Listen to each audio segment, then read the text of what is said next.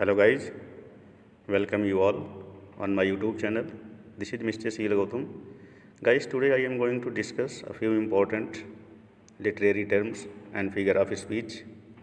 So without wasting time, come to the point. तो चलते हैं फर्स्ट फिगर ऑफ स्पीच की तरफ. लिटरेरी टर्म भी इसी के अंदर आता है. So first one, paradox. Paradox इसका डेफिनेशन पहले बताते हैं आपको.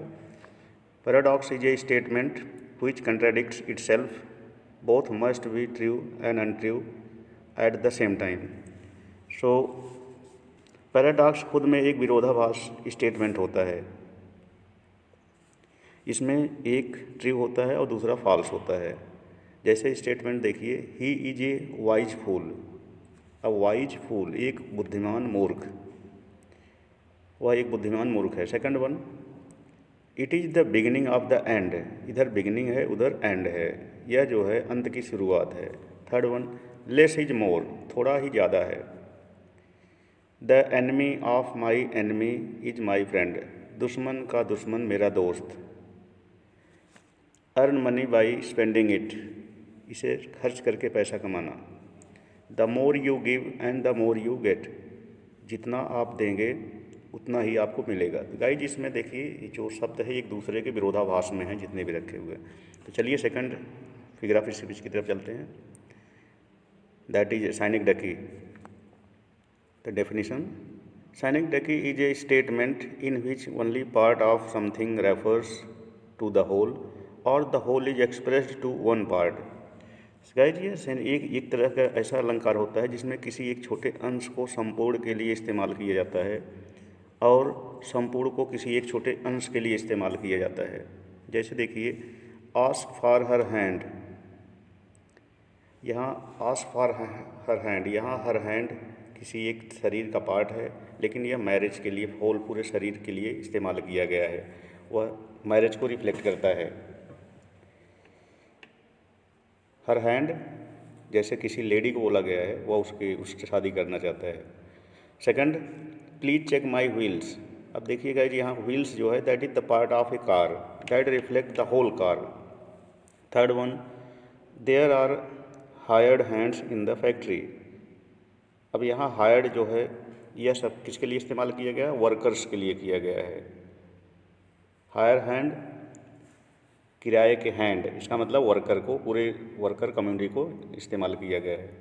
उसी तरीके से आगे एग्जाम्पल्स दिए गए हैं. Boots stand for soldiers and heads that is for animal, पूरे एनिमल कम्युनिटी जो है ग्रुप को इस्तेमाल किया गया है. And second one, many mouths, यहाँ माउथ है लेकिन यह किसी that mouth of people, the mouth of person, तो उसको रिफ्लेक्ट करता है. नेक्स्ट इसी में देखेंगे, the whole is used, the part is understood. इसमें संपूर्ण को इस्तेमाल किया जाता है लेकिन पार्ट को समझा जाता है. जैसे ऑस्ट्रेलिया वन द मैच. अब Australia that is the whole won the match. उसी तरीके से India beat Pakistan again, India just won the match against Pakistan. तो India that is also the whole, reflect part. Second, anaphora. इसका definition देखते हैं. Anaphora, it is a word when a word is repeated multiple times within a phrase, that part is known as anaphora. सो इसमें किसी भी phrase में जब कोई शब्द बार बार रिपीट किया जाता है, कोई फ्रेज रिपीट किया जाता है, तो उसे एनाफोरा कहते हैं. फॉर एग्जाम्पल्स के लिए, every morning, every afternoon and every evening I walk by lake.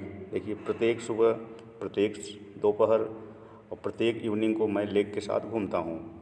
इसलिए एवरी को रिपीट किया गया है 3 बार. सेकंड एग्जाम्पल्स की तरफ चलते हैं. He had 1 Apple, 1 banana and 1 peer. अब देखिए इसमें 1 को 3 बार रिपीट किया गया है. Third example, my life is happy, my life is simple, my life is complete. अब इसमें माई लाइफ को थ्राइस रिपीट किया गया 3 बार. चलिए फोर्थ टर्म की तरफ चलते हैं. Fourth antithesis. इसका डेफिनेशन देखते हैं. Antithesis is a contrast in which one word or ideas is set against another in order to heighten the effect of what is said. And antithesis एक ऐसा अलंकार होता है जिसमें एक शब्द या एक विचार को दूसरे के खिलाफ रखा जाता है, दूसरे का अपोजिट रखा जाता है और उसकी मीनिंग क्लियर करने के लिए, लेकिन सेंस जो है बिल्कुल ओके बनता है, ठीक बनता है। देखिए, united we stand, divided we fall. Unite होंगे तो स्टैंड होंगे, डिवाइड होंगे तो फॉल होंगे। देखो ये दो क्लाज हैं, दोनों को एक दूसरे का अपोजिट रखा गया है। Second example, man proposes God disposes. यहाँ गाइज यहाँ मैन है, या मोल लिखा है, स्पेलिंग थोड़ा गलत है, इसको सही मैन है, इसको मैन प्रपोजेज गॉड डिस्पोजेज। तो यहाँ मैन आदमी बनाता है, गॉड बिगाड़ता है। देखिए दो क्लॉज दोनों एक दूसरे का अपोजिट है। फिफ्थ चलते हैं, that is allegory. Allegory guys यह प्रतीकात्मक अलंकार होता है, किसी को प्रतीक मान करके लिखा जाता है। इसमें पोएट जो होता है किसी को प्रतीक, इसमें रियल कैरेक्टर का इस्तेमाल नहीं किया जाता है। तो an allegory is a literary composition of poem and a story in which the characters, places and events have symbolic significance. Character and events are used to convey the message. The real characters are not introduced and represented in other forms. Guys इसमें यही कविता, एक कहानी होती है जिसके माध्यम से हम किसी को प्रतीक मान करके लिखते हैं। इसमें कभी किसी व्यक्ति को प्रतीक मानता है और उसको लिखता है। इसमें वास्तविक कैरेक्टर को नहीं दर्शाया जाता है, किसी कैरेक्टर को किसी अन्य माध्यम से दर्शाया जाता है। जैसे एग्जाम्पल्स के लिए देखते हैं, जॉर्ज ऑरवेल की जो स्टोरी है, इसमें एनिमल्स फार्म। तो एनिमल रन्स अ फैमिली, उसमें जो कहानी लिखा हुआ एनिमल फार्म्स, जिसमें एक एनिमल होता है वो पूरे परिवार को जो है रन करता है, संचालन करता है। इसमें जो है किसी को, इंसान को रिफ्लेक्ट किया है, किसी जैसे सोसाइटी को इंसान चलाता है। सेकंड है एडमंड स्पेंसर। इसमें देखिए फेरी क्वीन है, तो फेरी क्वीन रिप्रेजेंट करती है ग्लोरी एंड क्वीन एलिजाबेथ, उसको रिफ्लेक्ट करती है। सेकंड एग्जांपल है रेड क्रॉस नाइट। इसमें red cross knight that represent the virtue and holiness. And third वर ऊना, जो इसमें एक और कैरेक्टर है Una, she represents the truth. तो इसलिए गाइज इसमें जो रियल कैरेक्टर को जो है किसी और के माध्यम से जो है दर्शाया जाता है। तो सिक्स्थ है इसमें ballad. What is ballad? Definition, ballad is a song that narrates a story. यह एक सॉन्ग है जो स्टोरी को नरेट करता है। इट हैज़ शॉर्ट स्टैंजा, इसमें छोटे छोटे स्टैंजाज होते हैं। The language is very simple and the story is told through dialogue and action. कहानी को डायलॉग या एक्शन के थ्रू बताया जाता है। इट इज़ फोक सॉन्ग, यह लोकगीत है और छोटा सा एपिक के रूप में माना जाता है। कुछ इससे एग्जाम्पल्स हैं, जैसे ला वेल डैम सेंस मर्सी। इसमें जॉन कीट्स का एक छोटा सा जो बैलेड है उन्होंने लिखा हुआ है, that is also very very important. Second है ड्यूरिंग विंड एंड रेन, ये भी एक बैलेड है जिसको थॉमस आर्डी ने लिखा हुआ है। थर्ड है rhyme of the ancient mariner, आप लोग पढ़े होंगे शायद, तो यह है एस.टी. कॉलरिज के द्वारा। तो गाइज ये वेरी वेरी इंपॉर्टेंट है। सेवंथ हम बताते हैं transferred epithet. Transferred a important है, इसका डेफिनेशन देखते हैं।